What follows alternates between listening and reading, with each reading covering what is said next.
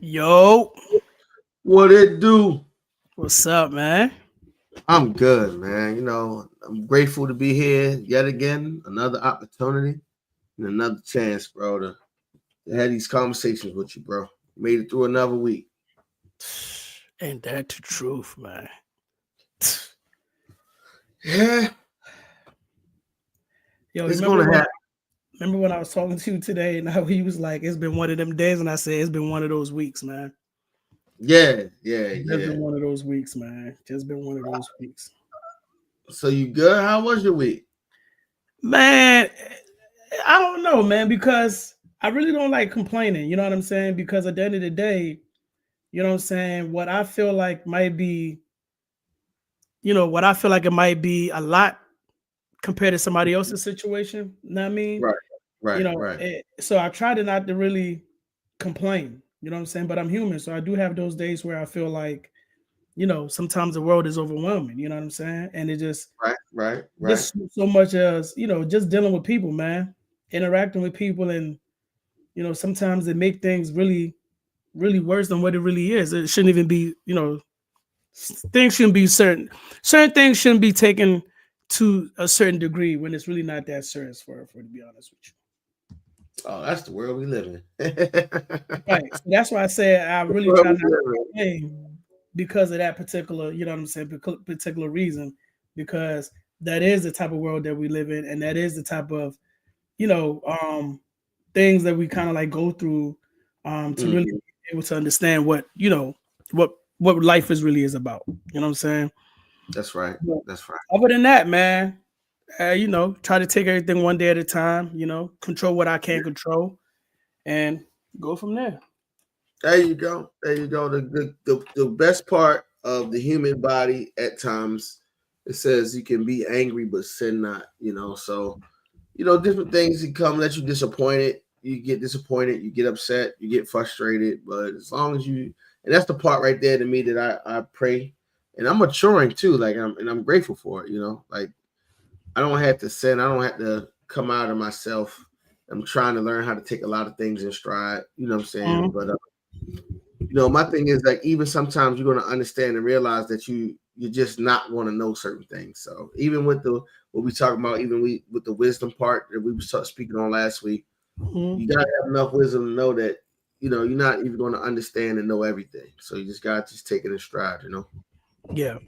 And I totally understand that. But before we get into it, want to welcome everybody to Final Notice Podcast.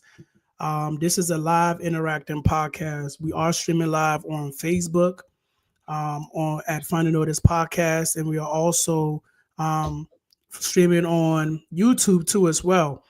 You can Hmm. always reach out to us here at Final Notice Podcast at gmail.com as well too as well.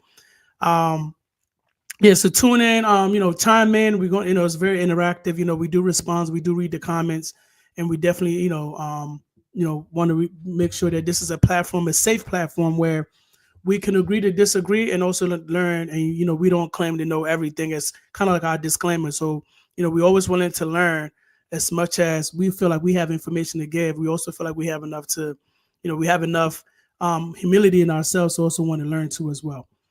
So if you're here, take a seat, take off your shoes, get your favorite beverage, get your pen and paper ready, and let's see if we can learn something from each other today, man. Amen. Amen. Please don't hesitate to chime in, ask questions. Um, Now I have a couple of friends that watch the show. I mean, even if I'm on right now, you want to like send a text or something, because sometimes I know they saying they don't always want to jump in the chat. And I know I said something last time about don't hit me up after the show, but it's Mhm. fine. My thing is as long as somebody is getting something out of it, I really just said that tongue in cheek just to have fun with it. But yeah, text me. I get it. I'll read it. See what we're going through right now. See what happens. Yeah, man. Another thing before we get into it, man, our thoughts and condolences go out to the victims from that horrific plane crash, man. That happened right there in DCA, Reagan's International Airport, man. So Right. our thoughts and prayers go out to those families and those who have been affected, whether directly or indirectly, from that horrific. It's 2025, and I'm with all these technology. I'm surprised that we still Something have like things like that. this happen where two planes can collide as if there's no sensors, radars, towers, and all of these things going on. It's just really unfortunate. And, you know, that's how life is, man. Sometimes and that's why I don't complain. Now you see why? Because, you know, you look at life and you think like, hey, it's bad, it's this and it's that. And then you Mhm. see stuff like that on the news where you be like, man, somebody's just on the plane just trying to get to where they're going, whether they're going home, whether they're traveling for work, whether it's leisure, fun time, vacation, whatever it may be. They're sitting there Right. texting their loved ones saying, hey, we about to land, and they don't even get to touch the ground. So Yeah, it's sad, man. tough, man. Really sad. I want to send my thoughts and prayers out to those that's working in the federal government. Oh, yes, sir. Those people that's like having to force to go back into the office when they got used to a certain lifestyle and getting served to an amount of comfortability.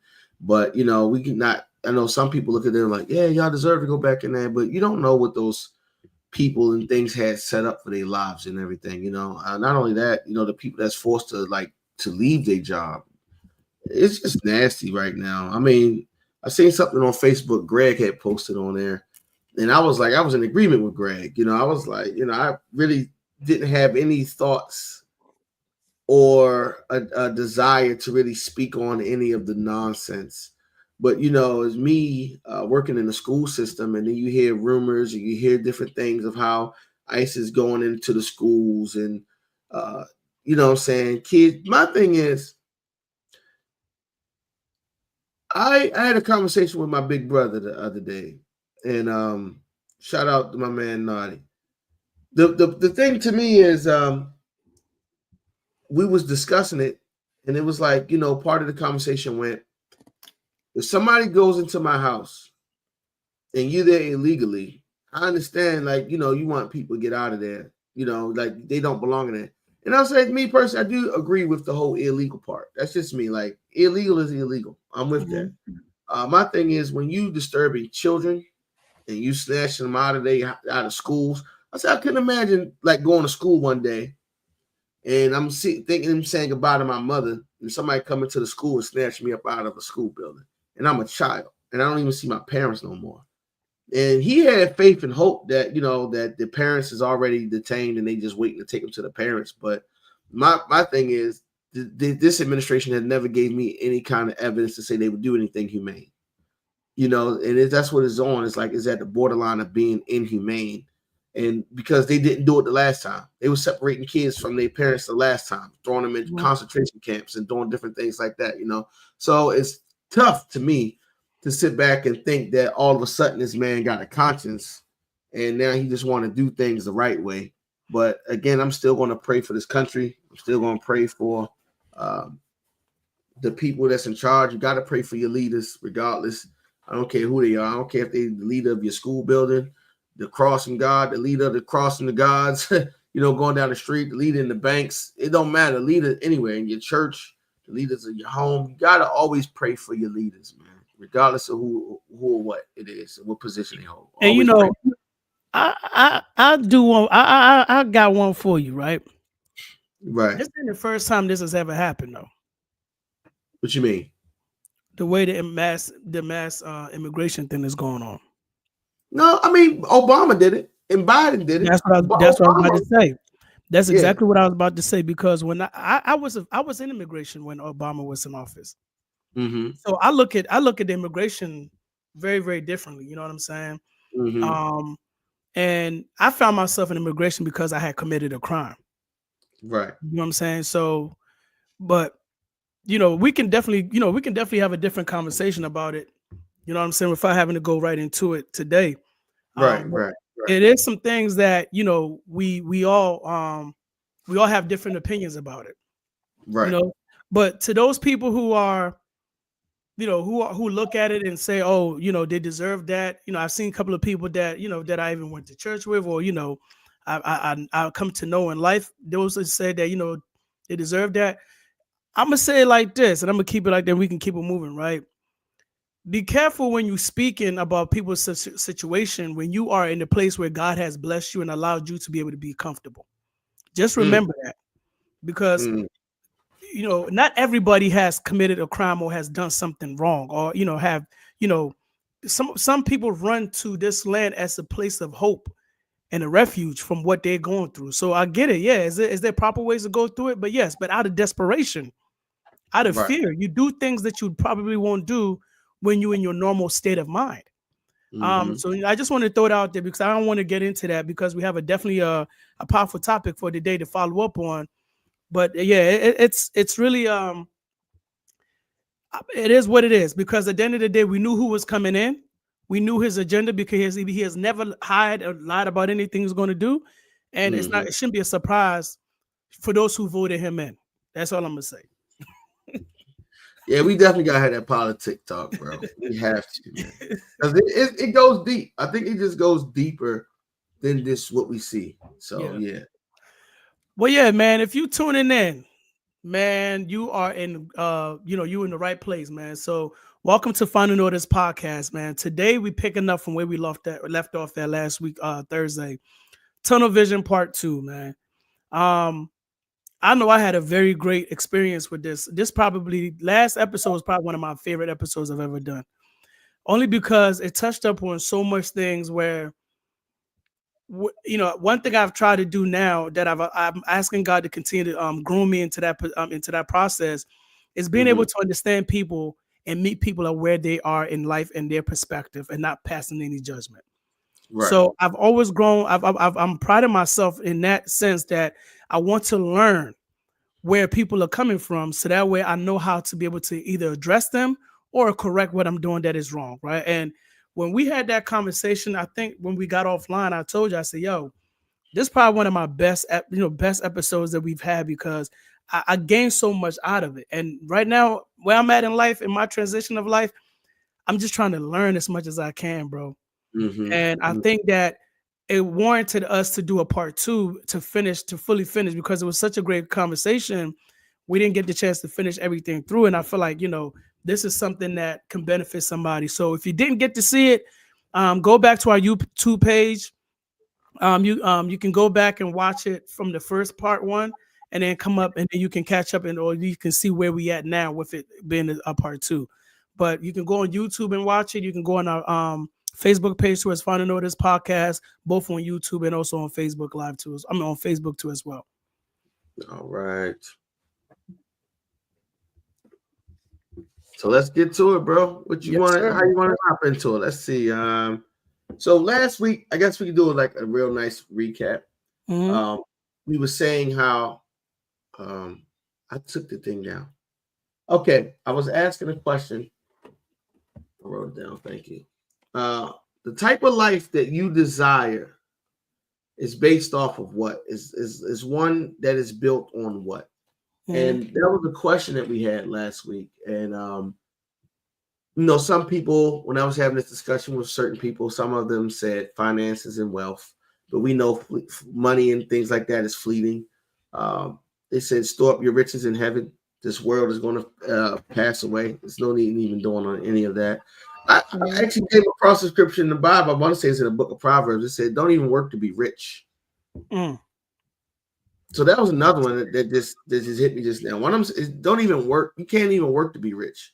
And if you want to have a even more deeper conversation about the money aspect that people look for, that's why you have the scriptures about the talents in the Bible, because that actually story is about investments. You can't work to get rich anyway. You might as well just invest and get rich, because that's the laws of nature that's in the world right now. There's different things you can do, but you're not supposed to even work to be rich. But it says the wealth of the wicked is stored up for the righteous. So that's another thing, and one of the things that I was saying that if there has been times like last 2 summers, I was working really, really hard, and you get to the point where he was like, oh, you just got to chase the money. I had a couple of old school, I want to say like OGs in my life, they was telling you that, like their whole thing is like, we got to work hard. That's your whole purpose. Work hard.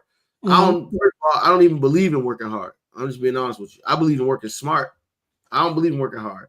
I work hard if I have to work hard. I'm in a position where I have to like till the land, like, as the Bible says, you have to like do something so that you can bear fruit. Yes, but the goal is never to work hard. is to get to a point where you can always just work smart.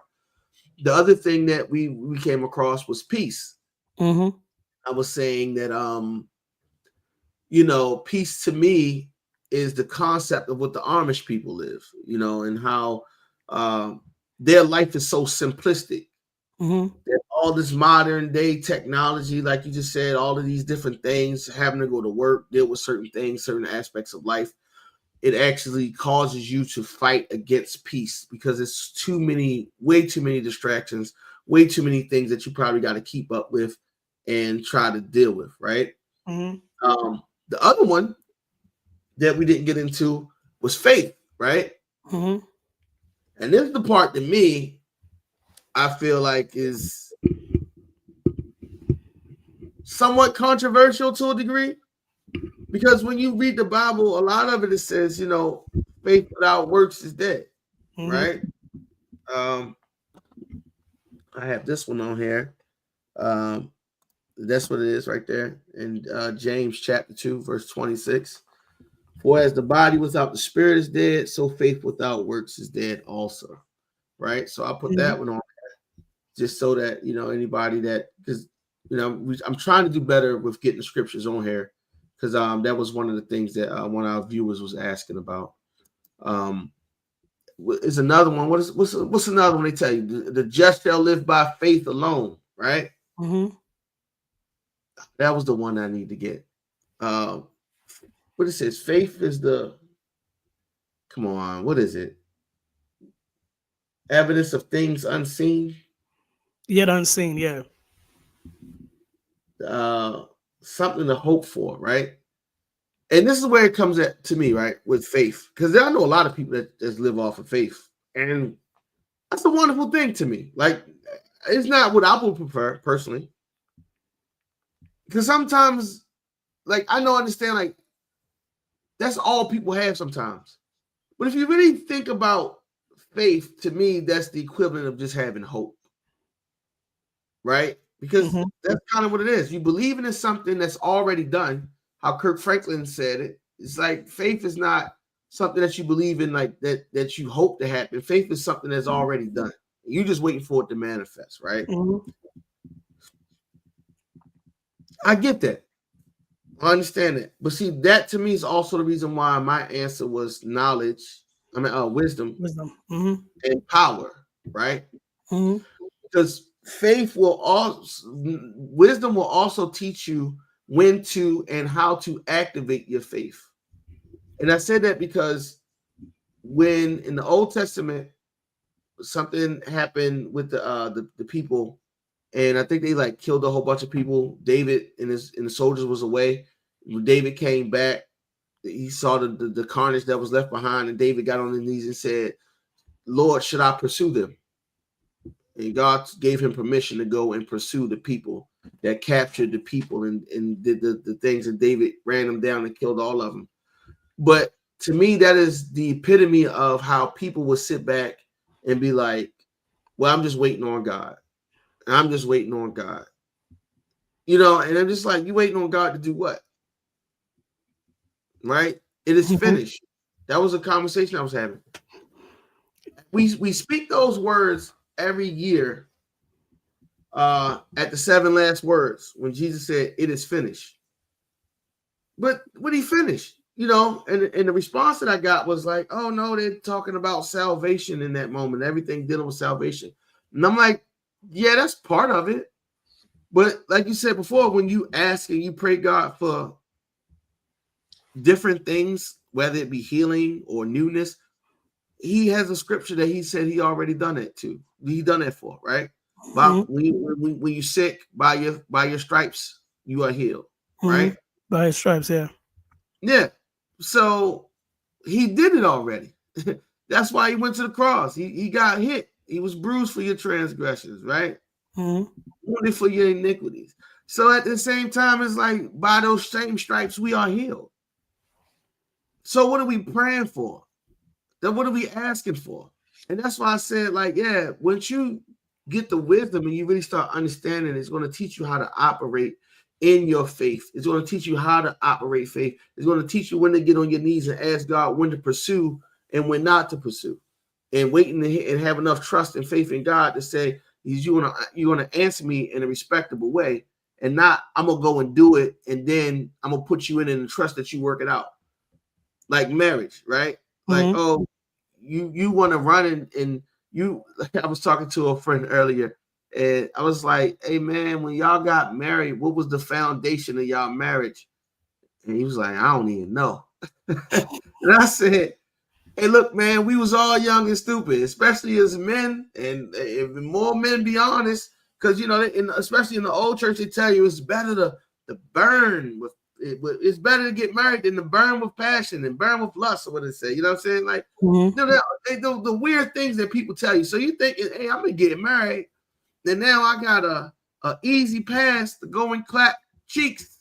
Sorry, pardon the metaphor and the phrase, but that's what it is. We, as a young man, you think that, like, I don't want to sin, especially when they go up in church. Oh, I'm gonna get married. Now this give me unlimited access to sex, right? Mm-hmm. But that is not a basis for you to want to get married in. And that was the thing. Like, yeah, you got to go back and figure out the foundation of that. Like, what was the basis of all of those things? So, that kind of lost track on that one a little bit, but I don't know why this happened to me a lot lately. Well, so let me ask you this, right? When it comes to that whole thing about tunnel vision and your perspective on life when it comes to certain things, right? Mm-hmm. One, when we talk about, like, what is like your outlook on life, like, what I'm saying, like, for one of these questions that you have right here, right? Like, what is your outlook on life, right? Mm-hmm. Most people will base that answer based off of their place in life. Right. So we talked. You asked me that question about, like, I think, what was the question from the initial jump that you was reading on that paper right there? Saying the life that you desire, the life that you want. Right. So the life that you desire, right? Pretty much like the life that you desire, the life that you want, right? Right. And I think, remember, I told you, I said most people will answer that question based off of where they are in life, right? Right. You So go ahead. You will never hear a rich man say, when you say, "Hey, where do you like? What is the type of life you desire? Like, what is your outlook on life?" Right? He's not going to tell you that I want to be poor, right? He's going to probably say, "I want more wealth." He's probably going to add on to what he already have. So his answer is going to be more towards something that shows that it doesn't take him back to where he was before, or leave that place where he's at.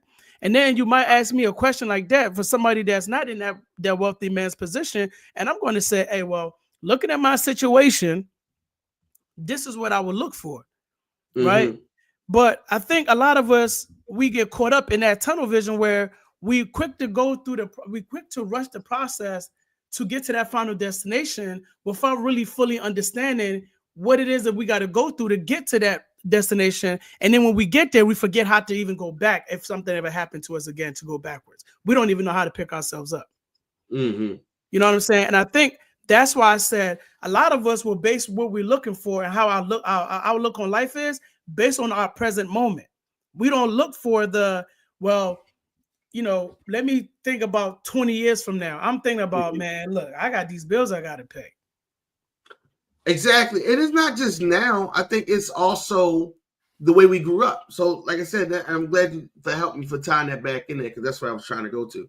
So when you're young and you're thinking about marriage, your outlook is on those little things. You don't have an overarching vision, right? So even when you say it's like, and you please jump in the chat if you want to, and there's questions if you want to answer the question. It's like necessarily like what do you see? It was like you said. So JoJo said you see bills, right? Some people, like you said, they just see, I don't know how these bills going to get paid. I just got to hope that God is going to make a way that these bills going to get paid, right? So that's what I'm saying. Like, but like you said, that man that has this wealth, like you said, you thought about like where he came from. A lot of people like, oh, I ain't never going back there, right? So then their tunnel vision is so focused on riches and wealth. So now it's like my outlook and how I see things is all about money. And I've also seen the adverse of that, right? Some people only worry about money because like you said, they couldn't, the lights was getting turned off when they was a kid. They didn't have stuff in their home. So it was like, I'm never going back there. I'm not going to do that. You know what I'm saying? Like, oh, we're not getting put out our house. I don't care what happens. We always going to have food on that. So like you said, that tunnel vision comes in and you only get hyper focused on the financial burdens and the financial aspect of it. But it's like, what do you see? The question is like, not only like the outlook, but how do you see life? How do you see it? Not just based off of your circumstances, but when you're looking at your life, what is it you see? Because just like JoJo said, it might just be based off of your limit, your view of God and your view of how you want to live your life could only be limited by what it is you're actually seeing right now. And that's how it ties into the tunnel vision part of the conversation. How do you actually see it? Can you only see these bills? Can you only see the suffering? Can you only see the madness that's coming out of the White House right now? And so now you're focusing on the news. You're focusing on this. What do you see? How do you see it right now? Because that might be the only reason why you see life the way that it is right now. So let me ask you this. So, and I'm glad, you know, this part of the conversation is coming up because I'm probably one of the people that always get stuck in the moment, right? Right. So somebody like me who gets stuck in the moment, how do somebody like that, how do you get out of that? How do you get out of the tunnel vision? How do you actually see beyond that tunnel vision? Like, you know, without you having to be caught up in that moment, like, because you got to understand, one, we humans, right? So again, we are more prone to, you know, react to what we are currently, our state of mind, our state of being, and our state of surrounding is. So how do you obtain that part of you being a believer and walking in the likeness of Christ? How do you obtain that to be able to overlook that without having to be looking or worrying about your current situation? Because I'll give you one, right? I remember the first time my grandmother told me I'm going to America. All right.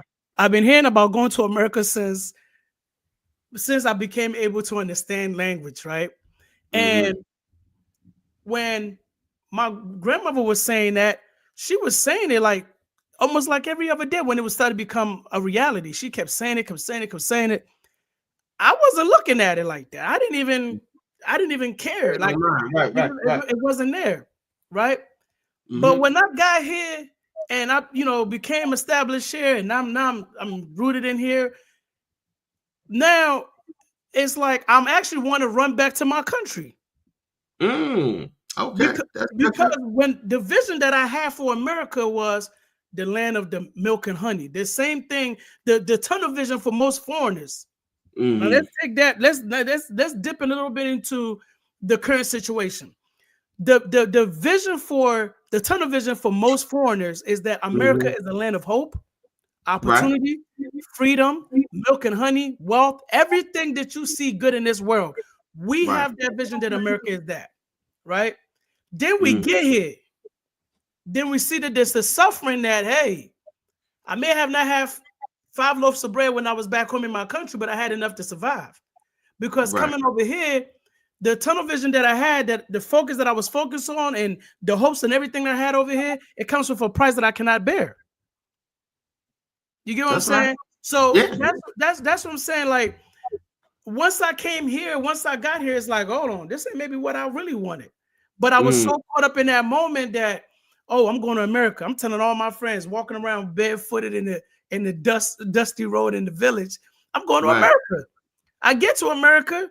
There's some benefits that I've obtained here, right? But then there's a lot of suffering that I've also obtained here as well, and which I don't feel like it was really worth me being here, to be honest with you. And I know somebody's going to say, well, take your butt back to your country. Trust me, I'm working on that.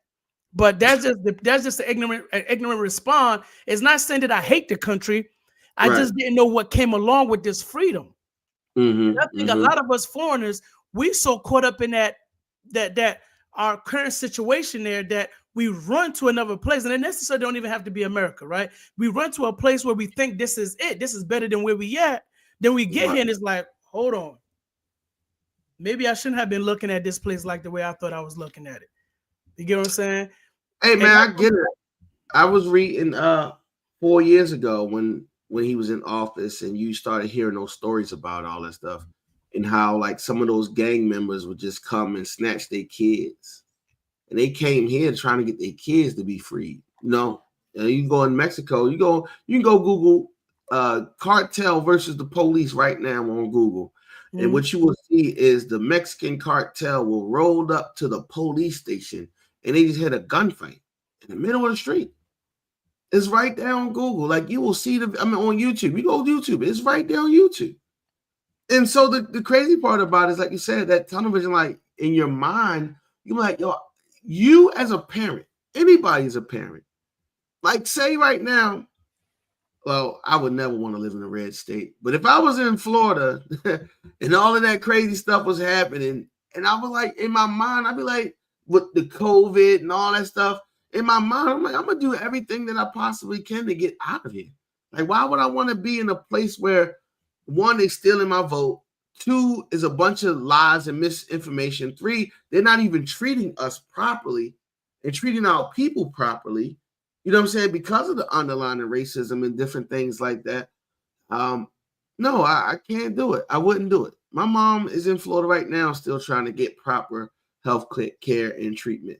You know what I'm saying? To try to help herself out. And I'm sorry, she probably want me to say that. But hey, I'm sorry, Mom.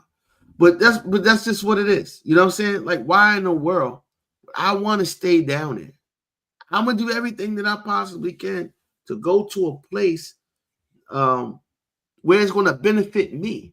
And it's the same thing as those foreigners. Like, hey, look, man, if this is a place where that I can go and live possibly and have an opportunity, because, you know, other people have came here in times past and probably gave them the stories and said, hey, it's way better up here than down there. I know people, like you said, they come here, they get jobs, India, this and the other, they send their money back. But like you said, but that's the thing. My only focus is the safety of my children. And then once you get here and you see the bigger picture and you see the broader things that's happening, it's kind of like, hey, man, you know, nah. But here's how you get out of the moment to ask your question.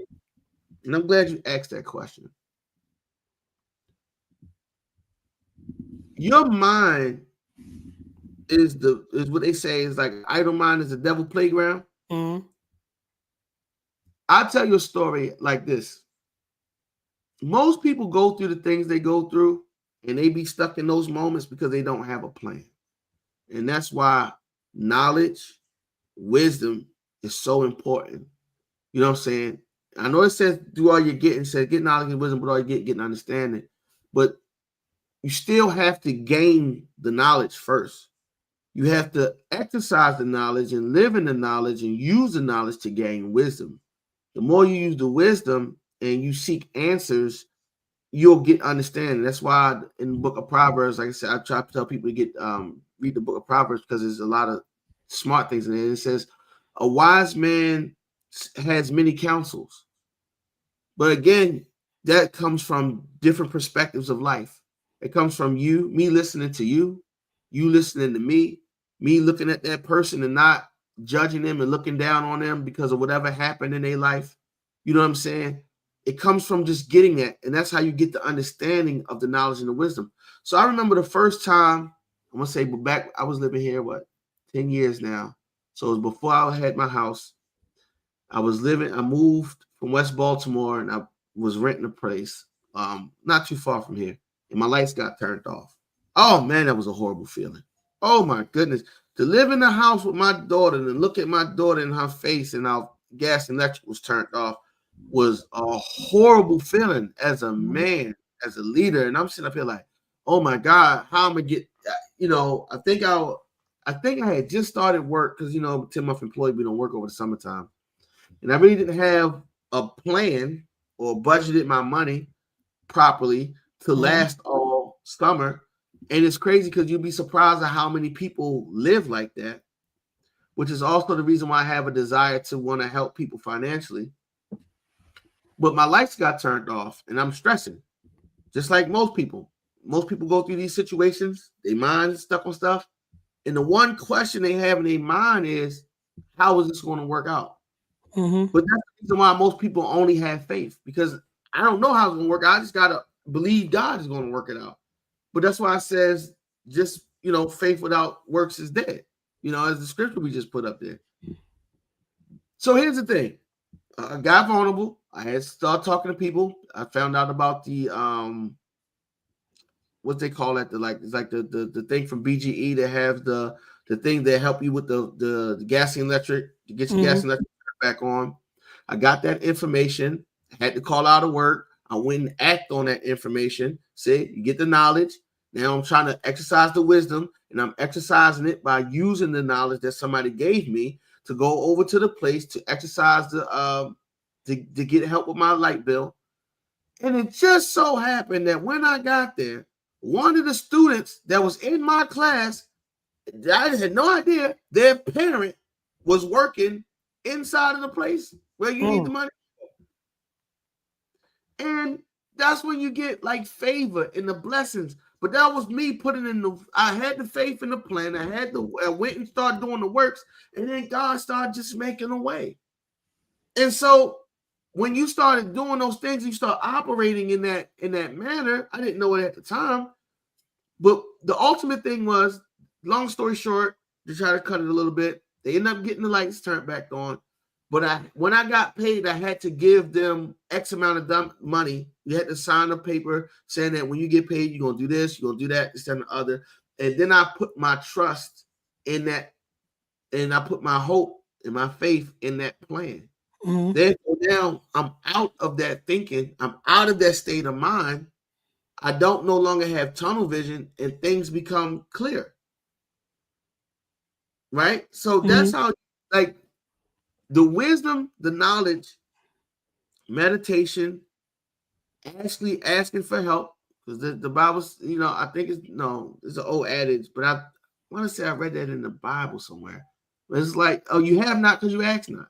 That is in the Bible. You have not because you ask not. The world would say closed mouths don't get fed. But we so prideful now, and we've come so self-dependent and self-reliant to think that, oh, I'm going to get through this, not really realizing that your help is out there. You just gotta know how and where to get it from. Yeah, man. If you're tuning in, man, welcome to Final Notice Podcast, man. We picking up our conversation. This is part 2 of our conversation from last week, Thursday, tunnel vision, and how a lot of us get stuck and get comfortable in that position where we lose focus and we only think about the moment that we're in, and how do we get out of that, and how do we look beyond our current situation, and how do we look for the bigger picture. To be honest with you, man, it's been a difficult road really to trying to get to this point in life, man. Yes, sir. Because it's one of those things where, like I said, man, we look at our current state of being, and we make those decisions about how uncomfortable, where we at. You know what I'm saying? And I think that's why a lot of us, we fall short in anything and everything we do, because we only have that impulsive decision making based off of our current situation, and not even thinking about, okay, if I do this, it might get me out of here for now, but what is it going to do for me later on? You know what I'm saying? Because we're only stuck for that particular issue that we're dealing with right then and there. So, like, a lot of the times, what I have found myself doing was that I was allowing my situation to dictate my future. Like how I move forward in the future. I was so focused about where I'm at. And I didn't really see what I had and where I really was at. You know what I'm saying? Because, like I said, you might feel like you're in a bad space, but actually where you at is where you're supposed to be. You're just supposed to work from there. You know what I'm saying? Because sometimes you got to be there. Because I'll give you one example. I remember when immigration picked me up. Right? They picked me up from Landover, Maryland. Took me to Baltimore, downtown Baltimore, right? The headquarters. From Baltimore, from that headquarters, they took me to York Correctional Facility. I was in York Correctional Facility for about 3 weeks. In PA?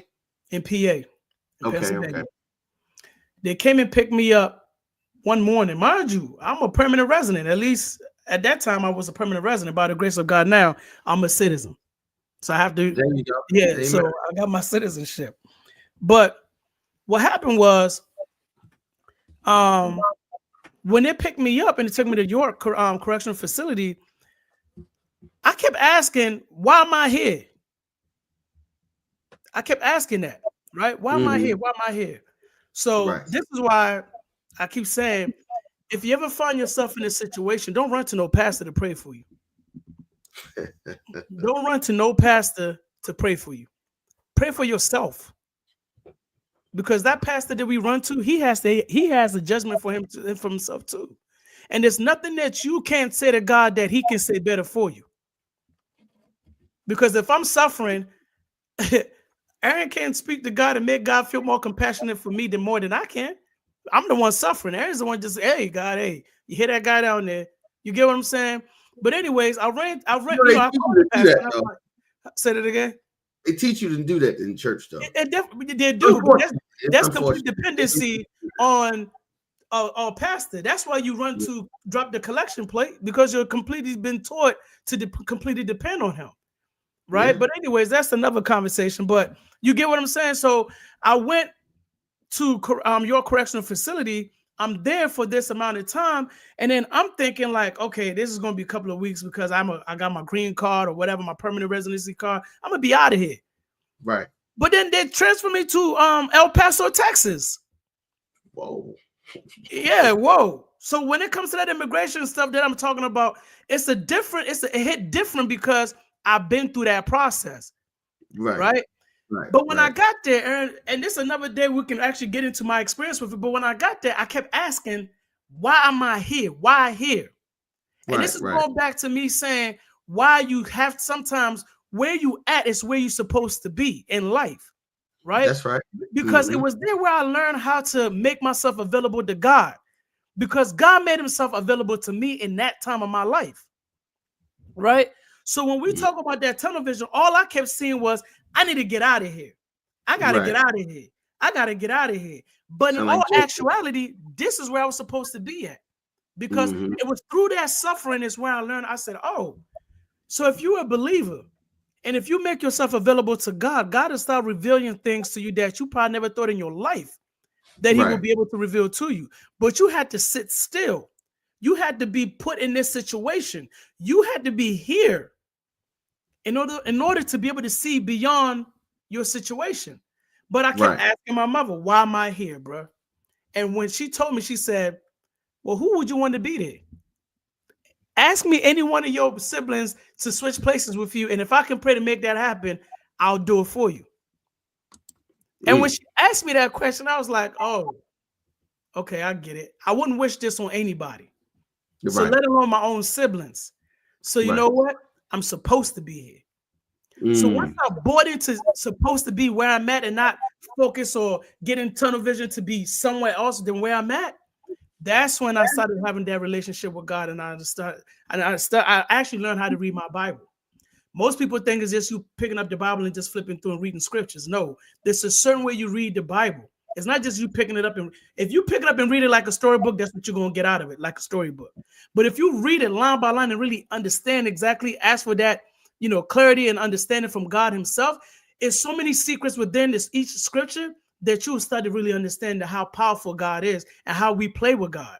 You know what I'm saying? And when I got to that point, that's when I said, okay, I'm supposed to be here. I'm supposed to be in this situation. So now, how do I grow from this situation that I'm in right now? Because I think a lot of us, we rush out of these situations trying to get to the end of to get to the brighter side of things and forget that it's a learning process we have to go through. So when we get there, we can really appreciate that process.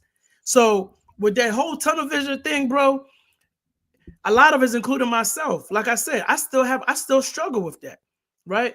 But then I remember those days and things that I've gone through, and it helps me get through it, because there's some things that I'm supposed to learn. And I think a lot of us, we rush that process and we really miss exactly what God is trying to teach us. So I went through exact same process, and I heard, I think it was Juanita Bynum. preach on something, and you had a Joseph experience, right? Mm-hmm. Then it's not to say that your actions didn't warrant you to be there, but what you're saying to a degree, it was like that Joseph experience. He was in prison, and like you said, that tunnel vision, he's trying to get out. And what she said was like, what if Joseph tried to orchestrate his own prison break? That messed me up because sometimes, like you said, when we find ourselves in these situations, we want to get out of it so bad that, and that was that's my thing. That's what I learned, how not to chase money, to go back to the earlier part. Because everything that I did, I've never seen really the rewards of it. That's how I learned how to like, oh, something is not right with this. Something is wrong. And now I have to sit back and figure out, why does this keep happening? Now I got to seek God's face. And that's when wisdom started kicking in like, oh, nah, this ain't right. This ain't right. We get ourselves in these situations. We chase the bag, work real hard. We just said the other, and the situation still isn't worked out, right? Mm-hmm. But what if I did hit the lottery? Or what if I did made a whole bunch of money? What if I did these things? I would not have the financial literacy, the financial discipline, and the proper planning now, right? So, yes, we have to go through certain things. But I also want to say, I hope that we as believers get to the point where we can stop saying that God is punishing us. Right? You ended up in your situation because you don't know what prayer your mother prayed over you. And if you think about it, if you go back and think about the things that you was praying about, even when you were going through what you was going through, I'm almost sure in the midst of that prayer, God was answering your prayer, which is why you was in there. I really want people to say, like, because, I grew up believing that God is punishing you when bad things is happening. But Galatians chapter 3, verse 13 says, Christ has redeemed us from the curse of the law, having become a curse for us. For it is written, cursed is everyone who hung on a tree. So all of those curses, like we serve in the barter system, like it's still the Old Testament, right? Them curses was nailed to the tree. All of them daggone curses. So my thing is, if that is true, then why do we experience these bad things, right? Just like you said, we're supposed to be there. Why are we supposed to be there? Maybe it's because, just maybe, God put you in this place so that he can answer your prayers. Right? Stop thinking that you're being punished. Stop thinking like a curse is upon you and all of these things is happening. Because if you really think about what's really hurting when we go through those things, it's only our flesh. Because we have never succumbed to any of those things. I had somebody ask me years ago, well, if that's the case, then why do babies die? Why do good people die? I said, but the Bible said we all have sinned and fall short of God. You know what I'm saying? Everybody. Nobody is good. Good is a misunderstanding. We bring babies into this world underneath of the curse of Eve. That's there, yes. We was all born in sin, but now that we have Jesus Christ, and now that we have, it's up to the people, which I think a lot of people just take for granted, to cover those that's underneath of that, because the fervent prayers of the righteous availeth much. That's why I'm not gonna lie. Sometimes when I see people on Facebook and they celebrating these like young kids, 19, 20 years old, and they having babies and throwing baby showers, the first thing I do is pray. I pray over that child every single time. I don't talk about them. I ain't this, that, and the other. The first thing I do is I pray, because I try to pray over that kid. And just maybe when those kids is little, and if something happens to them, it's because somebody didn't pray over them. It's not to say that the curse and things like that don't exist, but because we are now believers, because we have accepted God in our lives, and Jesus Christ is our Lord and Savior, those curses now becomes secondary to God's power. And if the fervent prayers of the righteous availeth much, if I can pray over that little baby, and like I do to these little kids in school, it's kind of funny because, like I said, the last part, I look at them little kids when I go to school. You don't know what situation they came up from home. I try to hug some of them. I tell them have a great day. I go to them and try to encourage them. Hey, man, make sure you're using your words today. Try to put your emotions down because you don't know what kind of seeds you plant inside of them. Mm-hmm. But that's me having vision, a broader vision deeper into their future. Pray over those kids when I go in that building. You know what I'm saying? Pray over the building before I go in there because you don't know how that's going to affect them kids. There was one girl who used to get in trouble all the time. I'm like, you in pre-K getting in trouble. You in kindergarten getting in trouble. You in first grade getting in trouble. I talked to one of the, and I, like I said, every day, people look at that kid like, oh, don't talk to her. She been acting up today. Oh, she bad. I looked at that little girl. I was talking to one of the climate control guys that deal with the behavior issues. He said, man, I don't even think I got one message about this young girl that got in trouble none this year. And the difference is you can tell, although her circumstances, when you look at her, still looks the same. Mm-hmm. You look at her and tell that there's a certain peace, there's a certain confidence that she has now. You know what I'm saying? You don't know how, I don't know how or where that came from, but who's to say that that wasn't the prayer that somebody prayed over her that's helping her learn not to get in trouble. Learn, not, you know what I'm saying? You're cultivating it. You know what I'm saying? So we got to stop that old school vision and that old school work and saying, oh, yeah, this is happening because, oh, that baby was born in sin or their parents wasn't married or this, that, and the other. Yeah, but even if that's the case, you're a believer. Why not pray over it? If you're a believer, why not? Because we know as believers, the curses have been hung because nailed to the cross because we believe. Mm-hmm. Go pray over them people then. Stop looking at what you see. My mother used to tell me all the time, you need to stop praying. You need to stop looking at people and start praying and asking people to show you how God see that person. And I think that's the reason why I kind of like try my very best to treat people the way that I treat them today. Yeah. Yeah. I try to treat you the way that God see them. Mm-hmm. Because if I do something wrong to them, that means I'm doing it unto God. And I think I told you that I had a whole different perspective coming in from last year to this year. Like I wanted to be able to meet people where they at and try to understand, you know, where they're coming from, to listen without passing judgment on anybody. You know what I'm saying? Because not that I was doing it like a lot and or nothing like that. It's just so like I always felt like my point of view was more important than their point of view. You know what I'm saying? And I've learned that, hey, it's okay for me to disagree with you, but done in a respectful way. But I still want to know why you came up with, you know, whatever it is that you're coming up with, because maybe if I be quiet and I listen to you and I shut you down, maybe I might find out that maybe my perspective on it might be wrong. You know what I'm saying? It's okay to be wrong. You know, I don't have to be right. You know, so kind of like look at everybody's perspective and see where they're coming from and kind of like meet them there, because at the end of the day, you know, everybody has a point of view. But going back to like that tunnel vision and what our outlook on life is. I'm sorry, can I add something before you go to there real quick? Yeah, go ahead.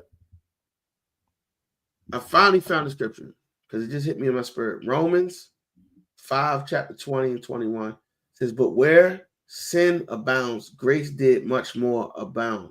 Right? Mm-hmm. That as sin has regained, I hate the King James Version. I'm sorry. Let me see if I can open this up real quick in the Bible app. But the idea of that is like when you see people sinning and we see people off, us as believers have to show more grace. We have to show more of that.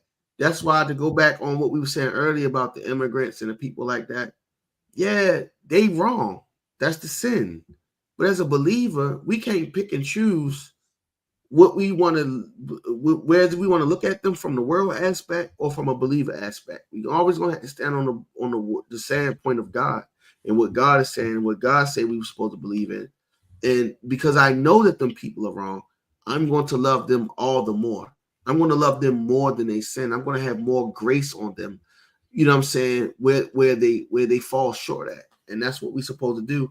But again, we get to the point where we so stuck on self, and the world has taught us to focus inward and on us and our family and our hope and our things like that. And don't get me wrong, you have to do that sometimes to preserve yourself, to heal yourself, because you can't go out and keep giving. You don't have anything, but you still have to let that build up inside of you. And once that build up inside of you, you become more mature. You have to walk that way. Once you know, you got to walk therein. But I'm sorry, but go ahead. Nah, that's, you have a really good point. Real good point, because, but then I have a question to that, right? When right, as far as like when you say giving people more grace, right? Right. Believers, we talk bad about people like we haven't done anything wrong, which is crazy. That's what I told you. It hit me when I was like, man, I'm talking about, I'm doing the same thing and saying the same thing to these people that I'm doing the same thing that I'm telling these people not to do. What they doing? Right. You know what I'm saying? Right. And I feel like it's just like going back to what you were just saying, as far as like the whole immigration stuff, right? Mm-hmm. First thing I hear is, oh, well, they come out here and they commit crimes. That's numerically bro inaccurate. Like what you call it? That is statistically inaccurate. Bro, they told me they come in and they kill. And I said, hey, the Americans have spilled more blood on this land than the people that came on this land. So it's like, to me, that's when I have the whole thing like, okay, let's be compassionate to other people's situation before we just start running off and saying X, Y, and Z. Especially you Africans, man. Especially the Africans that come to this country, man. Oh, especially them. Let you deal with your people. What? Man. Go deal with your people, man. Bro, they piss me all the way off, man. And the reason what pissed me off is you got some that was sitting in that village eating the fufu and the kenke and the bonku and stuff like that, right? Sitting around waving the flies off their plate and off their hands. And you get to America and now you get fork and knife and the plates. And now you think you're better than the next foreigner. Oh, you're American now, right? But if the law if he passed the law says, if you're not a natural born citizen of this land, you have to go back to your country. I'll take it deep because somebody just told me this earlier. If that's the case, then let's give the land back to Indians or Native Americans. Right? They ain't doing that. You know what I mean? Because all of us are foreigners to this land. Right. And I didn't even think about that. And I'm like, that's weird, because what you often find is that there are a lot of Black people. It's so sad to me that uses white talking points, and it creates a superiority complex to talk down on other people. It blows my mind. Bro, like even the feminist movement, right? The feminist movement was never for Black women. But if I'm not mistaken, I want to say it was Sojourner Truth, or was another one of them, Sojourner Douglas, or was another one of them. I'm sorry if I'm mixing this up. It was one of them Black women they invited out to their feminist rally, these white feminist rallies, right? Mm-hmm. And they told her to shut up. Don't even speak on your issues and your problems, but just join our cause. And it was like, no, that feminist thing wasn't even for Black women. It was for white women. And then you turn around and you find out that the DEI stuff, 70% of DEI hires have been, these jobs and these positions has been taken by white women. But they supposed to be for people of these different things. So you, as a Black person, adopt this mindset of white supremacists or white superiority complexes, and now you want to hold those standards against other people. It's time for you to have a Romans 12:1 moment, and you got to renew your mind. You got to renew your mind every day. You gotta renew your mind so that you can reset your mindset, so that you can reset your vision and not have just tunnel vision. Because if you're looking at these things of this world today, is wrong. Yeah, I'm just telling you right now, you're wrong. It's not the way it's supposed to be. Yeah, and like I said, it's sad, man. It's really, really sad to. But again, that's just people just living in their moment. That's just they're not looking at the bigger picture. They're just stuck in the moment. And to me, I feel like if we can get out of that tunnel vision and just stop looking at things where we at and start actually working towards a better future for tomorrow, I think that's when a lot of our problems will be, because we get stuck. We get stuck, man. We get stuck. I remember I used to with my cousin. Shout out to Sam. I used to be like, this was before I came up. He was like, yo, let's go here. I said, man, I ain't got no money. He said, let's go do this. I said, I ain't got no money. He said, let's go here. I said, I ain't got no money. He said, hey, man, you need to stop saying that, man. I said, what you mean? He said, if you keep saying you ain't got no money, you will never have no money. You got to get out of that moment. He said, get out of that moment. Get out of that mindset. Stop saying it. This is where you at. Stop thinking ahead like, yo, I'm going to have money. So I started thinking different. I was like, all right. So he's like, yeah, let's go. All right, let's go. I know I'm going to get some money. Whether I'm doing it the right way or the wrong way, I believing in that. I was believing in that. So I bought into that. I bought into that mindset where, all right, I stopped thinking broke and actually started thinking rich, and stuff started happening, right? And then as I got older, I went from, man, let me just get a townhouse. That's all I wanted, Aaron. I just wanted a townhouse. I didn't care what it was, where it was, how big it was. I just wanted a townhouse. And my brother came up to me, my older brother. He said, why do you keep just saying you want a townhouse? I said, well, that's what I want. He said, but if they give you a loan for this amount and you can get a single family home, why not get a single family home? I wish I had the loan amount that they gave you, because I wouldn't want to be in that townhouse. So when he said that, I said, dang, you know what? I'm going to start looking for a single family home, because all my tunnel vision was a townhouse. I didn't see the bigger picture. I wasn't thinking big. I was still thinking, just let me get this. Well, God is blessing you to go beyond this. But because we stuck in our moment, and because I was just stuck in that moment, all I thought about was that 3-level, 4-level townhome with the suite upstairs, man. But then, Aaron, when I went to go see one of those homes, right, in Brandywine, Maryland, right? Right. The guy said it's a 4-level townhome. I said, okay, we get the real big one, right? I said, where's the elevator? And he walking up all them steps. What? My man's got one of them. Aaron, no, man. The top floor is amazing. I would never go downstairs though. Like somebody, we had to redo that. We had to put the kitchen on like the 3rd and 4th floor, but something ain't going over there. When he said, "Oh, this is a 4-level, it has a loft," I said, "Oh, this is nice." So I said, "Oh, is there a way for us to go upstairs?" He said, "Yeah, you just go up these steps. It's about." I said, "Hey, I'll meet you guys in the kitchen. Give me about 10-15 minutes. Let me You're too young for that. Man, what? But after that, it's just like, oh, let me go this route, because at least maybe 1 or 2 complaints I can do that. Especially if I got to bring these things up myself. Yes. You know what I'm saying? So it's like I stopped thinking for the moment, and I started buying into what my brother was saying. I got out of that tunnel vision. I was like, you know what? He ain't lying. Maybe I should start looking into buying a single family home. And I was able to do so. But it just was showing you, like, when we talk about that tunnel vision, you can even shorten your own blessing by just staying in your own moment.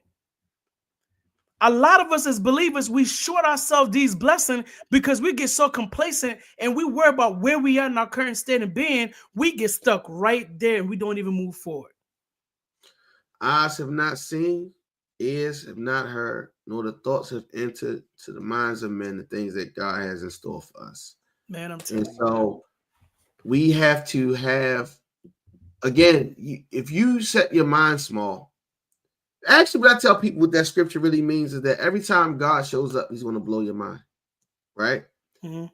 Anytime you ask somebody for $5 and they give you $20, that was God touching their heart. and blessing you with more than what you asked for. Because if you was believing God to give it to you, and God was the one that truly gave it to you, and now if they just gave you $5, it's nice to be grateful and be thankful for God and what you got. But God has to show up and blow your mind every time he appears. He has to, because he has to do exceedingly abundantly above what you ask or think. So what you asking for God, he has to show up and give you more than what you're asking for. So me, I don't just pray and ask God to, save my mother, for instance, or save my brother. No, save the whole house. Even the dogs. I'm not just saving I'm everybody. Everybody's getting it. You know what I'm saying? So, like, yeah, you got to do more. You know what I'm saying? Like, if I see somebody sick, like, heal them, heal their children, heal their body, heal their mind. I ask God to show up so that he can get the glory out of it. You know what I'm saying? The only way that God can show up and get the glory out of it, God has to move in a way that blows people's minds. Because now it's like, wow, you did this. Wow, you did that. I got more than what I really asked for. But if you don't think big and you don't, try big. In fact, one of the things I want to do with home improvement, my mentor, the guy that showed me how to do carpentry and different things like that, showed me and gave me really the real passion to do it. When I told him what I wanted to do, he said, man, when you get into this business, you got to go big or don't go at all. That's what he told me. Like, you can do the muscle and the bustle, and I'm 42, right? My plan is like the next 2 to 3 years, maybe 4 max. If I have to go and do the labor, that's what I have to do and go and build the labor, get to do the labor to get it off the ground. But see, if I gave myself 2 to 3 years, that means it's only going to take 1 or 2 because God has to exceed that. God has to show up. God has to grow the business and do things, but the business is not just for me. It's the vision that he put inside of me to carry out. You know what I'm saying? I have to expand and I have to do it big because not only that the passion that he gave me, that he put the vision that he put inside of me, the mission that I have to carry out is not for me, but it's for other people. It just so happens that he already utilized the gifts and the talents and the tools that he put inside of me when I was a younger child, learning how to do carpentry. It just coincides with that. So yeah, I'm not just going to focus on being a carpenter and then just doing these odds and end jobs and fixing things up. You know what I'm saying? I even got to the point, like you said, like you got to speak things, you got to say things. I said, I don't want to do all the end jobs no more. I don't want to do little things. What I want to do with my gifts, if I'm not working for myself and building up my wealth and I'm not moving towards that goal, I really don't want to do it anymore. I don't want to sit around here. Don't get me wrong. I have the skills to do it and the talent to do it, but I don't want to do it like that anymore because all it's going to do is wear my body out. You know what I'm saying? Take away the time that my daughter might needs me and different things like that, or the things that, or like even this podcast. I don't even want to put nothing ahead of this podcast because this podcast is more divine in the work that we're doing than anything else I got to do. So why would I put that ahead of this podcast? No, I want to focus on the things that he wants me to do, and I'm going to allow him to work the rest out, like we said last week. If I'm worrying about, if I'm concerned about doing something for him, and I'm trying to encourage somebody, I'm trying to plant a seed in somebody, I'm trying to, build for the future, why wouldn't he take care of my things on the back end? He's going to make a way. I need this electricity. I need food to be energized and nourished. I need to keep my skin clean. I need things. And that's just the bare minimum things that you have to trust and believe in God for, because I need those things just to get on this camera and make sure I look presentable to do his work. It's the small, simple things. Yeah, nah, you're absolutely right, man. You're definitely right. And I think a lot of us, once we start appreciating our current state of being, and it's funny, man. So my older brother called me. I called my older brother and he was going into work, right? And I was like, yo, what's up, man? He said, nothing, man. I'm about to be in the trap house, right? Because that's what we call the job. I'm like, you in the trap house? He be like, yeah, I'm in the trap house. I be like, all right. He said, yo, I don't want to be here, man. I Right. said, yeah. He said, bro, I ain't gonna lie to you. I hate coming in this place. I do not want to be here. But I know it's for the moment. Right. You know what I started praying about? I said, yeah. Mm. I said, what you been praying for? He said, you know, I stopped praying for myself to get out of this place. And I started praying for you and your other 2 siblings. Wow. He said, I started praying. I said, God, bless my siblings so that way they can come get me out of this place. So if I know they make it, he said, I know if they make it, I know they'll turn around. If there's some left in their hand, they'll come take care of their big brother. And when he said that, he also said, he said, but I'm humble. Right. I am humble in my current situation. That's right. When he said it though, bro, I took it and I said, man, you know, that's not what a lot of us do. A lot of us, we want to get out of this situation. Our goal is to get out of that situation. But he's saying, as much as I hate being here, I stopped praying for myself to get out of here, and I stopped praying for one of y'all to be successful so y'all can come get me out of here. That's right. He said, but through all this that I'm saying, I'm still humble in my lower state. Right. And I said, big bro, I said, God is going to hear one of our prayers, man. That's right. One of us is going to be successful in this land. Because, you know, we're not even the first generation of this country with my last name. We're not. My son is the first generation with that last name and his 2 sons. That's it. So if you ever hear my last name linger in the DMV, DC, Maryland, Virginia, and Baltimore, if you guys want to claim it, you know, you guys don't claim, so I have to exclude you guys. I don't understand people from Baltimore. Do not include me in that. Because you get what I'm saying? DMV without having Baltimore. That doesn't make it. We know Baltimore. No, Baltimore is a very special place. But you know a lot of people from here that don't think I'm from here anyway. So, but you know, Baltimore will always hold a special place in my heart because Baltimore showed me don't screw around. Yeah, I guess. Yeah, I guess maybe I take it for granted. I'd be here all the time. That's what I was about to say. You trying to get out of there, whatever. But shout out to the east side and the west side, man. Shout out to North Avenue, man.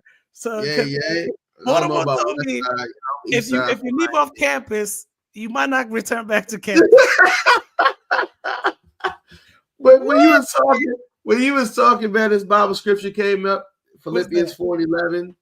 Philippians 4:11. Not that I speak in regard to need, for I have learned in whatever state I am to be content. And it's not to say that you don't have desires to move on. Mm. It's that you're not so fixated with your tunnel vision. I'll tell you a situation that happened with me. Like I said, I was staying in this house. I mean, a lot of people didn't know this, you know.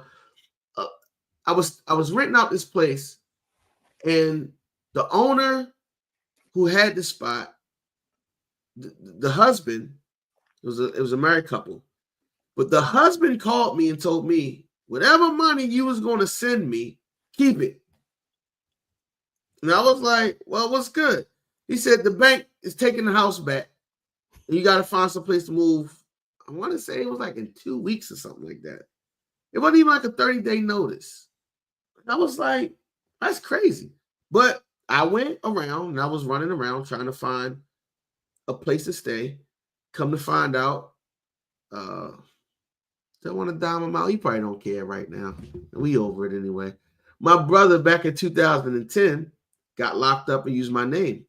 But he told me that he used my name. I just didn't understand, like, when they run through the system and everything like that, they're going to find out that it's him. I didn't really care. But I didn't find out until 2000. I want to say it was like 2012, 2013, how it impacted me. And I couldn't get a place because every time they did the background check, they was bringing this nonsense up. And they was like, oh, you got locked up. I said, I've never been in jail a day in my life. In fact, I accidentally walked in jail one time and the hairs on the back of my neck stuck up and on my arm. I'm like, I know I don't belong in here. I don't belong in here. Go ahead, bro. I'm telling you, I was freaking out. But I say all that to say, when I couldn't find no place to stay, it was in my spirit, it was like rest. And I was like, what are you talking about? It was like rest. And it was like, well, if the bank taking the house back, it don't belong to him no more. So I'm gonna wait till the bank put me out. That was the thinking. I'm gonna wait till the bank put me out. But I had enough conviction and humility to pray and say, I had everything packed up by the front door. And I prayed and I said, Lord, don't let me move too fast that I miss you. And don't let me move too slow that you move without me. And I was praying because I was on edge. The situation I was in was not, I have a little girl. All of my stuff is in here. I don't want my stuff to be set out on the street. I used to be so scared about that. But I kept hearing relax. Long story short, I probably stayed there probably like another year, I want to say. I don't know. A lot of people got mad that I stayed there. But I lived there for a whole year and ain't paid rent. And I lived in a spot. And it didn't feel good because everything inside of me as a man was like, oh, you're supposed to be paying rent. But I used that time to build my credit up. And that's how I bought my house. And that prayer, I prayed all the time. Until one day, Isis woke up. My daughter woke up and said, hey, Daddy, I had a dream all our stuff was sitting outside. Now, she ain't know none of this stuff. Mm-hmm. But that was the prayer. I said, like, I don't want to be here too long that all our stuff sitting outside. And then Isis was like, woke up one day, she said, hey, Daddy, I had a dream all our stuff was outside. I said, yeah, time to go. It's time to go. But I had to learn how to be content in that situation. I wasn't trying to have so much of tunnel vision, but my faith, my understanding of God, my knowledge of God, how he was moving, allowed me to be content in that situation. Whereas though I had to learn, I had enough wisdom to know I got to learn how to trust in him. I had to learn how to allow him to maneuver this situation, because if it was left up to me, I'd have missed that whole situation. And I probably still would have been paycheck to paycheck, trying to get my credit together, trying to do this and the other. I don't know, but I know that God used that situation to get my finances together so that I can buy this house. But that's the whole thing. You got to learn how to be content and not so focused on trying to get out of something that you miss God in the midst of you trying to do that. You don't want to be like Joseph, because if you was like Joseph and got out of there, hey, man, when you get up there, remember me. Tell Pharaoh I'm down here interpreting dreams, homie. Don't forget me. He got up there, he still ain't think about him until one day he needed him. But could you imagine if Joseph got bitter? I ain't interpreting nobody's dream. I ain't saying, oh, I'm still stuck in here for no reason. He'd have missed out. The second powerful person in the land. Yeah. Yeah. I had a friend who told me that he was like, you know what I be praying for? I said, nah. He said, I be praying that whatever God has to show me, I don't miss it. Yes, sir. And I when he said that, that's my prayer today. Yeah, I still pray that. Like, man, that's real deep. I said, well, why you be praying like that? He said, because I'm something I'm supposed to learn. I'm supposed to learn something, but if I miss it, then I'm not going to be able to learn it. And, maybe the way I'm going to learn it is not going to be the way that I want to learn it. We'll have 40 years. You be like the children of Israel in that wilderness for 40 years. I don't have 40 years to figure it out, buddy. Yeah. And that's the reason why I pray that. I pray that to say, Lord, especially when you start realizing that crazy stuff is popping up. Mm-hmm. You're like, oh, no, this ain't right. Like, I'm that aware to know that, oh, all right, something ain't right. I said, Lord, whatever you're trying to teach me, allow me to learn it. Allow me to get it so I don't have to repeat it. If it's something that I'm doing, help me correct it. Because I don't know about y'all. I prayed and asked God to do some things in my life. And when he did it, I ain't like it. I don't know about you. Hey, let me tell you something. I ain't like it. Hey, I want to do it. Teach me. Help me go through it. Hey, man, you got to be careful what you ask for, man. Yes, sir. Yes, sir. What Jay-Z said, what he said, be careful what you ask for. You just might receive it, he said. I see, I said, my wonderful self. Yeah, I said. Yo, you got to be careful, man. Make your prayers. What do you say? God stoned every day like Jesus did. Yeah. So you got to be very careful about what you ask for, man. Yeah. You're definitely right about that, bro. Yeah, man. Hey, man, definitely another great conversation, man. Thank you guys for tuning in, man. I hope you guys got something out of this, man. Like at the end of the day, we say, it's a very interactive podcast where we share a lot of our ideas. We don't claim to say everything we do here is right or we say everything right, but we do come from a place of good intention and good heart, not from any prideful way or anything like that. So we're here to learn and also here to grow as an individual and as a person, especially as men. To be able to go forward and complete the mission that we are sent out here for. Because the Bible says his word shall not return to him void until it's completed what it was sent out for. I think that's the book of Isaiah chapter, was it 54 or was it 40 something? I forgot what it is.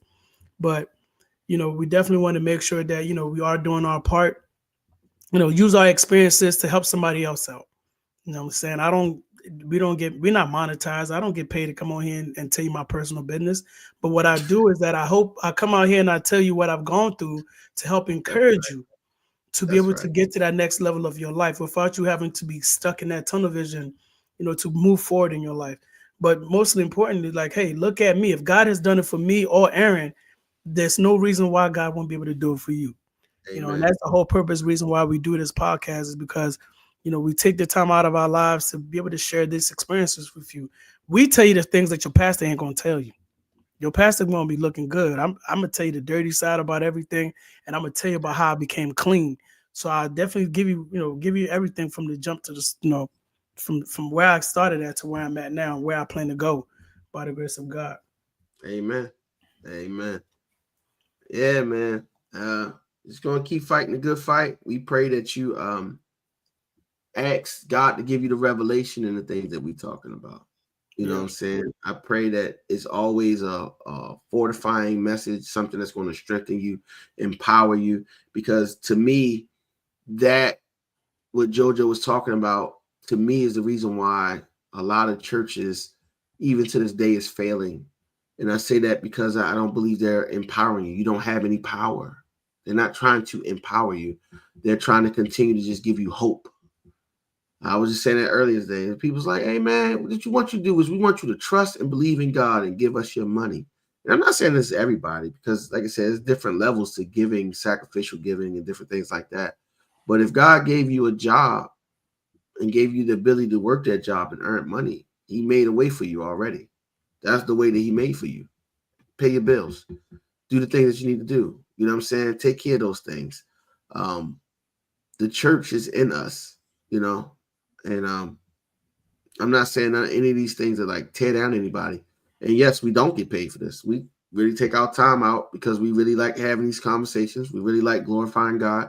The Bible says when 2 or 3 in the midst, 2 or 3 are gathered together in his name, God is in the midst. So we do these things to glorify God. And even if God comes back and correct us, I'm going to get on here and be the first one to tell you. Paul said, me. yes, sir. I am just like Paul. I am a sinner. And I'm a chief sinner. And I'm not saying that I'm perfect in any way because I have flaws, a lot of flaws. And like I say, I do all of these things to encourage my brothers and sisters, anybody that want to listen to this word, so that we can get up together. Because we, like the old church say, we do it better when we do it together. But that's the really good one. But I had a conversation with one of my coworkers. I said, y'all don't work for money. There's not enough money. They can't pay me. They don't pay me enough money to do what I do. When I go in there and encourage little kids and try to help them become better, love on them because I know that they're not getting it at home, try to go out my way and give them extra food. I don't have to do any of that stuff. That's not what they paid me to do.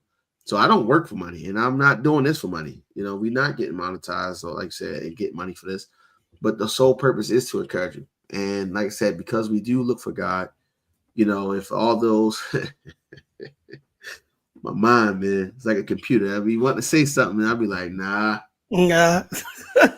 But just know that in Mark, the book of Mark, the Bible says, a house divided can't stand. So we're speaking against the ignorances and the injustices of the world, the different things that Satan tries to do. We speak against the predatory behaviors and different things like that, so that we can help our brothers and sisters It's not to tear church down. It's to glorify God. And God don't even want you to be ignorant of that. That's the reason why he sent us here to talk about it. We are here to talk about it because God sent us here to talk about it.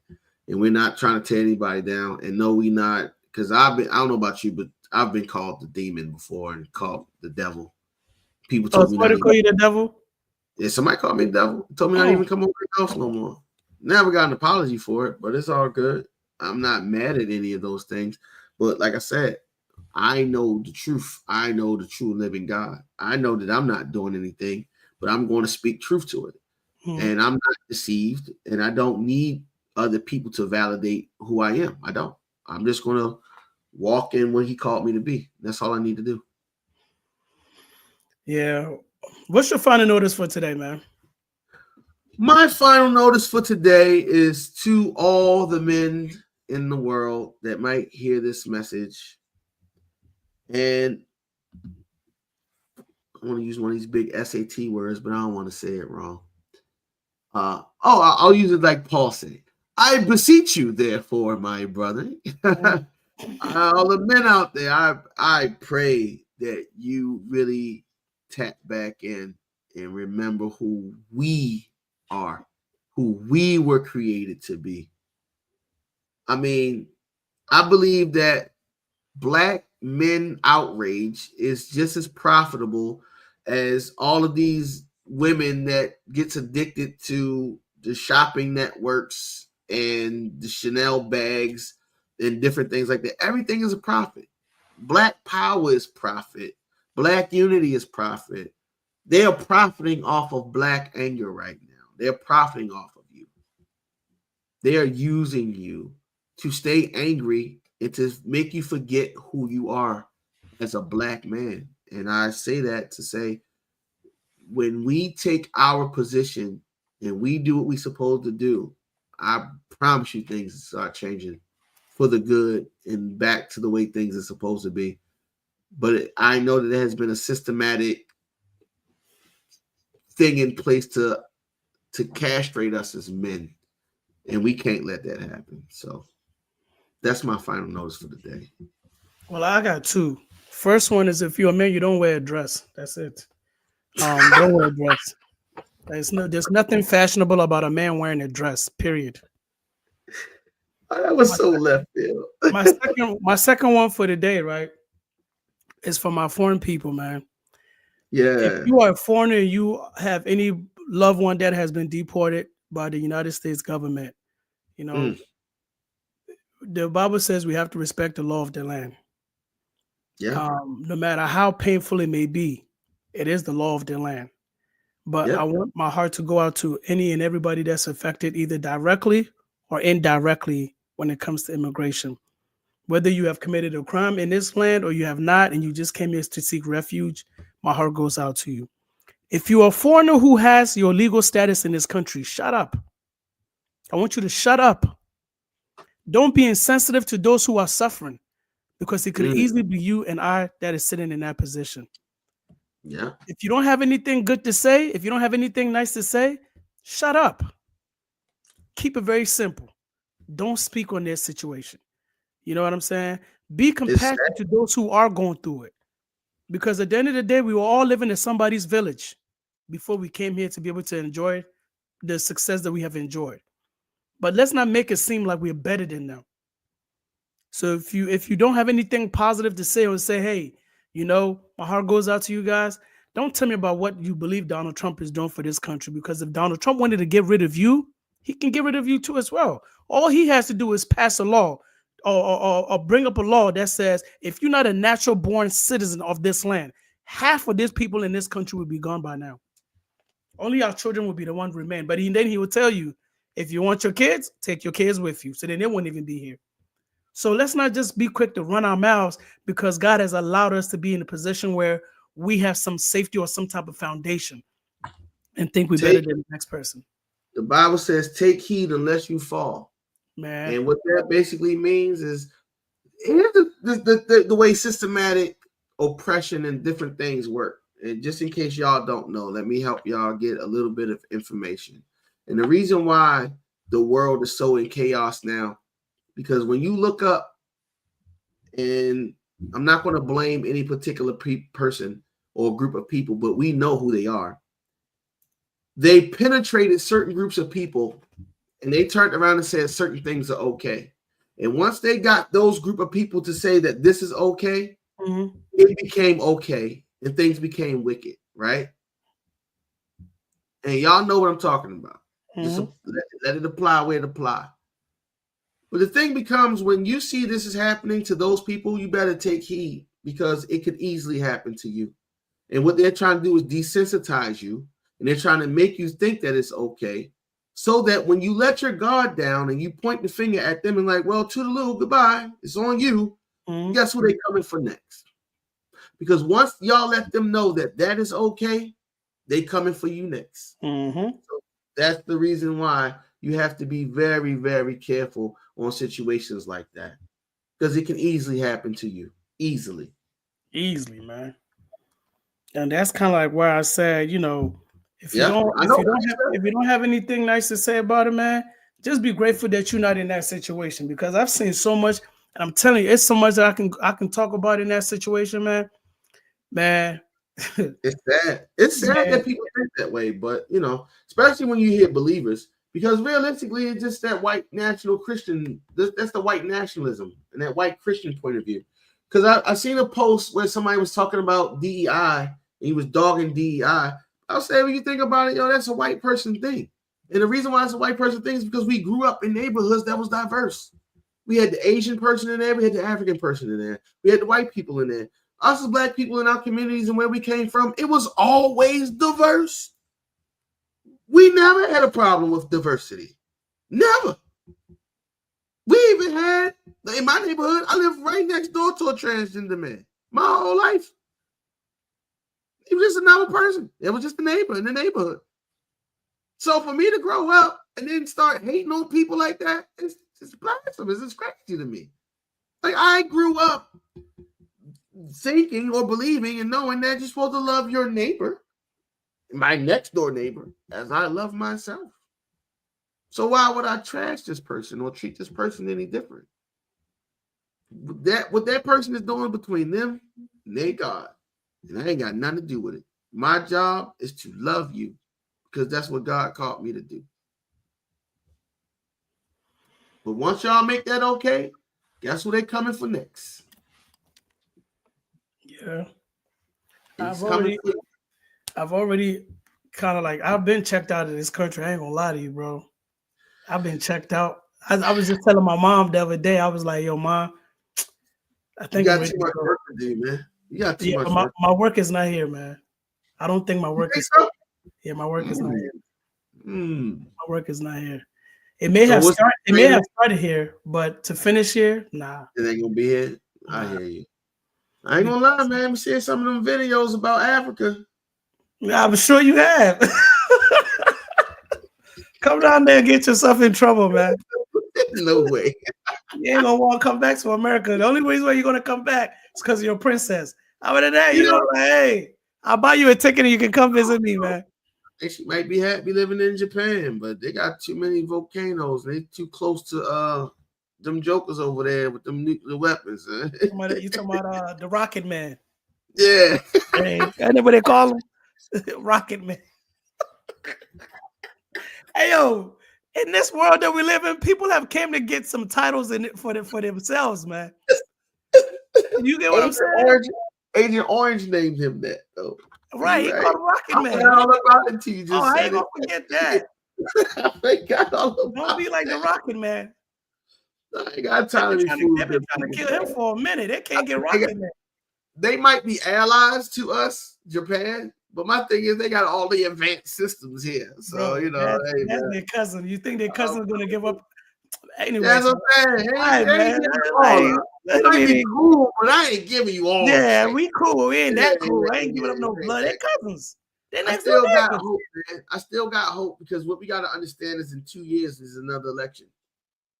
In 2 years there's another election, and we have to get control over the Senate and or the House. We have to put a stop to some of this stuff somehow. You know, and hopefully that's the only hope. That Bama gonna put in some laws that's gonna you can't even vote. And that's the Yeah, part of me don't believe he's gonna come out of office for real, but Yeah, I don't think so either. I think he put his people in places where if you tell him the he's an Supreme Court, agent, bro. He's a foreign agent, man. I don't care what nobody say. There's nobody in their right mind is ever going to go to a place where you work against your own people in your own country to tear it down. Just because you don't like certain things, you don't go and tear it down, bro. That's just me. It's insane to tear it down and cause chaos and confusion. Here's another thing. Satan is the author of confusion. That's what they say, right? Mm-hmm. If he's the author of confusion, what is this man doing? Causing chaos and confusion. But y'all want to see this, the political talk I want to say, but y'all chose that. Let's just say that we can get off on this one, but this is a conversation I want to have, right? The political part, right? For all of y'all people who didn't vote for Vice President Harris, right now, if he didn't rescind that order, the country would still be in chaos, and he took all the federal aid away from people. Mm-hmm. And y'all chose to take food out of your own children's mouths.